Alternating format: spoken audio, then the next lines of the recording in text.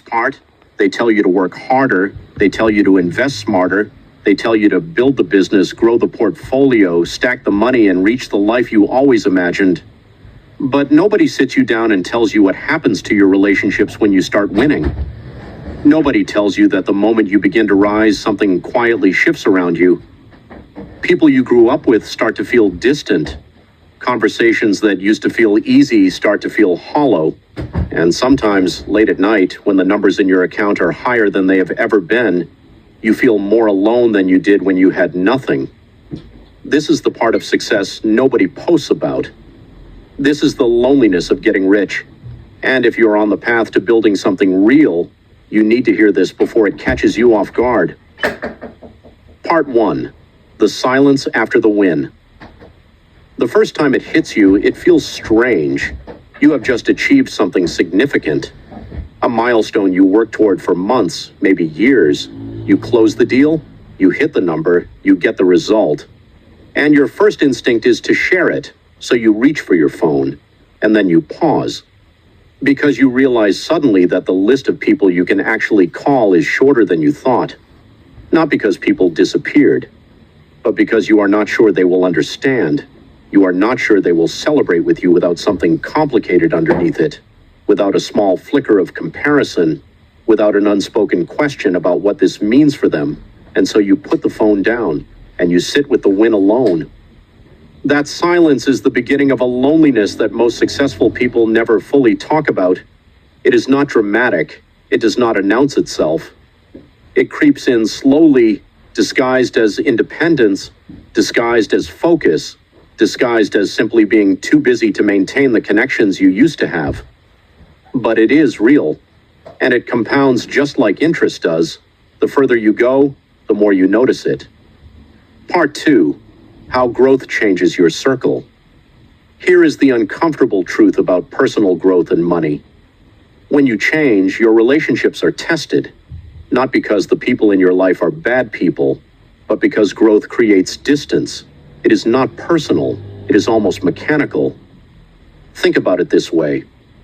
When you are broke together, everything is equal. The struggle is shared.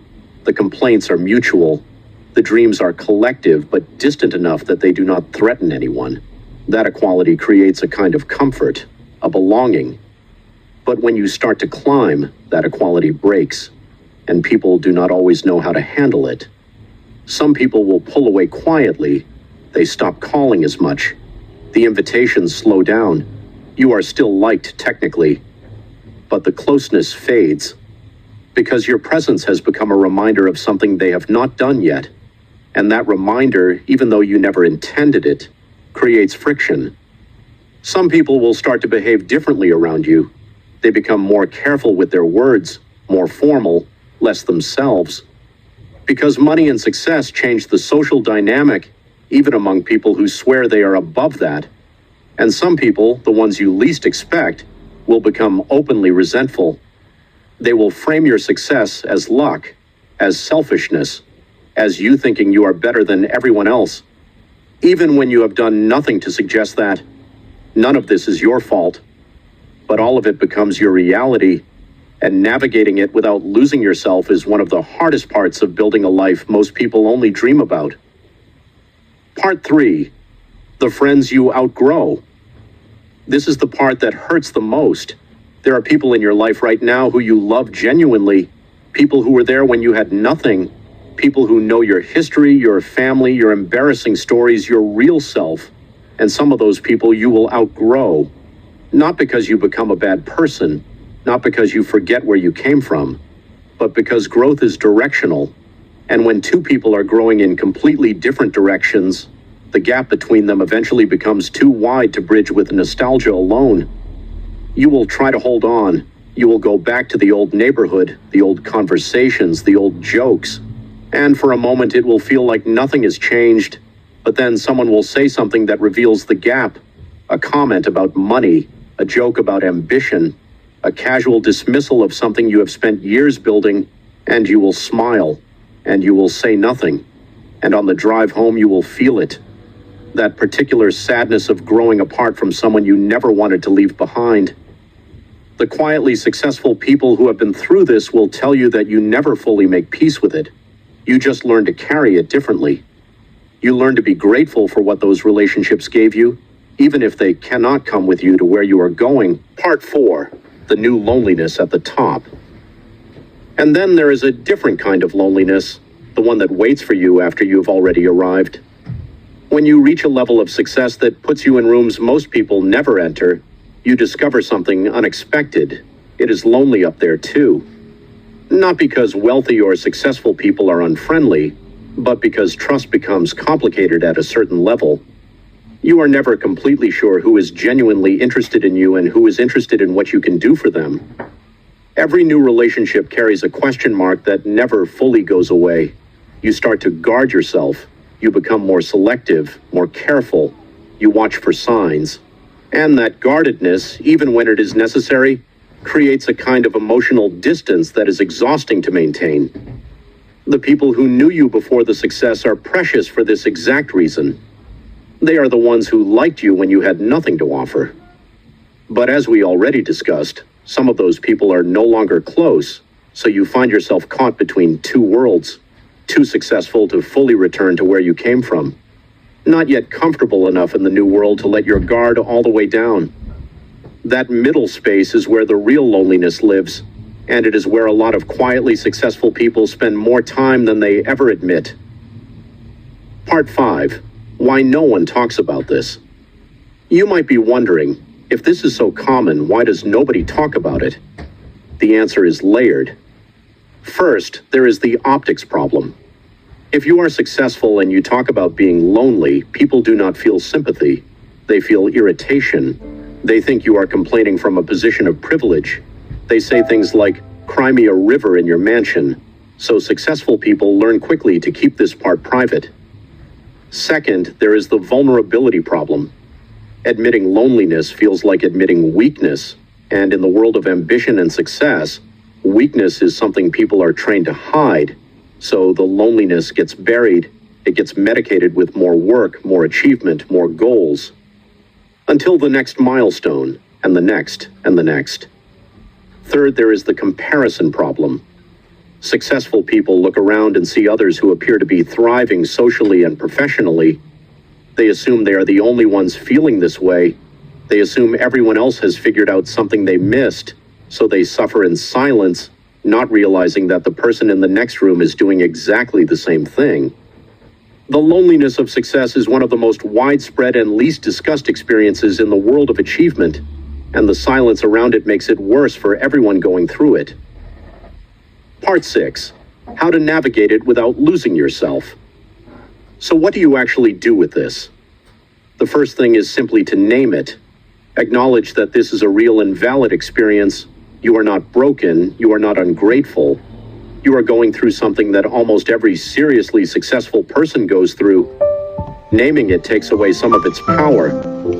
The second thing is to invest aggressively in the relationships that can survive your growth.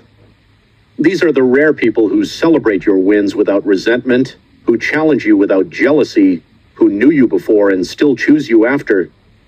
These relationships are worth more than any asset on your balance sheet. Protect them, nurture them, show up for them even when you are busy. The third thing is to find your level. Seek out people who are on a similar path. Not to replace your old friendships, but to add something different. People who understand the specific pressures of building something, who speak the language of ambition and sacrifice and delayed gratification. These connections will not feel forced. They will feel like relief. The fourth thing is to be honest with yourself about what you actually need. Loneliness is often a signal that you have been running so hard toward the goal that you forgot to tend to the human parts of your life. Slow down enough to hear it, and then respond to it with intention rather than distraction. And the fifth thing, perhaps the most important, is to remember why you started. Not the money, not the status, the freedom, the ability to care for the people you love, the ability to live on your own terms. If the path to that goal is costing you your peace and your connections, it is worth pausing to ask whether the destination still looks the same as when you set out. Part 7. The gift inside the loneliness. Here is something nobody says about this experience. The loneliness of getting rich, as painful as it is, can become one of the most clarifying forces in your life. When the noise of other people's opinions fades, when the crowd thins out, when you are left with just yourself and your choices, you find out who you really are. You find out what actually matters to you. You find out which relationships were built on genuine love, and which were built on convenience and proximity. The loneliness strips away everything that was never really yours to begin with, and what remains is yours completely. The people who survive this phase and come out the other side with their integrity intact tend to emerge with something rare, a deep self-knowledge, a quiet confidence that does not need external validation, a set of relationships that are small in number but enormous in depth. They stopped collecting people and started choosing them. They stopped performing and started living. And they found eventually that a life with fewer but truer connections is not a lesser life. It is a richer one in every way that actually matters. The loneliness was not the enemy. It was the filter. Outro. If you are going through this right now, I want you to know something. What you are feeling is not a sign that you are doing something wrong. It is a sign that you are doing something real. Something that most people never have the courage to attempt. The path is lonely sometimes. That is true. But the people who walk it anyway, who keep building even when it costs them something, are the ones who eventually create lives that are genuinely free. Keep going. And if this video said something you needed to hear today, share it with someone who is on the same road. We are building something here, one honest conversation at a time.